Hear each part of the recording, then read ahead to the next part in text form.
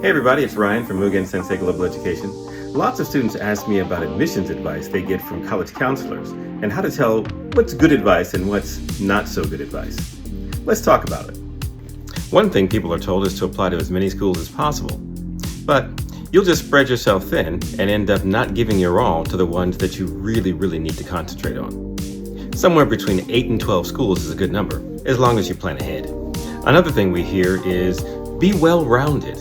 A term that goes around these days is pointy or spiky. And what that means is having a lot of depth and a lot of knowledge and a lot of achievement in one particular area, the area that you're most interested in studying. Being a jack of all trades but a master of none is not what's going to get you into the top schools.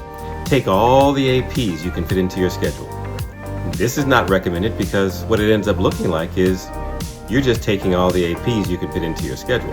Without rhyme or reason, it doesn't look like you have any kind of focus. Not only that, you can overextend yourself and end up tanking your GPA rather than enhancing your GPA and exhibiting rigor in the areas that you're interested in and that you're proficient in.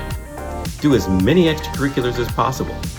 Like the APs, this is also a matter of looking unfocused. It looks like you're just checking off all the boxes. I did this, I did this, I did this, I did this, and so be impressed because I did so many things. Except they won't be impressed. They'll see right through it and recognize that you haven't decided to focus on anything in particular. Famous martial artist Bruce Lee said, "I fear not the man who has practiced 10,000 different kicks at one time. I fear the man who has practiced one kick 10,000 times." Depth, in this case, is far more impressive than breadth. If you know your best extracurricular is golf or robotics, then focus on that as much as you can, in school, out of school. Do your own projects, start your own clubs and organizations, using what you know in those areas in particular. The last thing we often hear is kind of tricky. This advice is just be yourself. Well, authenticity is very important, and it's a good idea to be yourself and be genuine.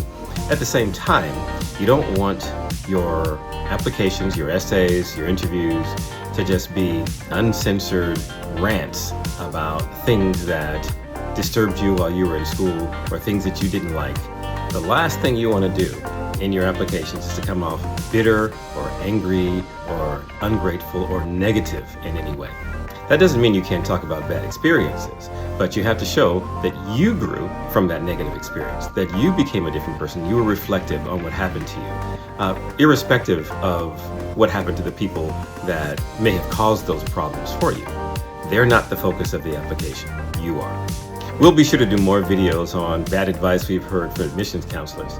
Until then, check back often, and we'll see you next time.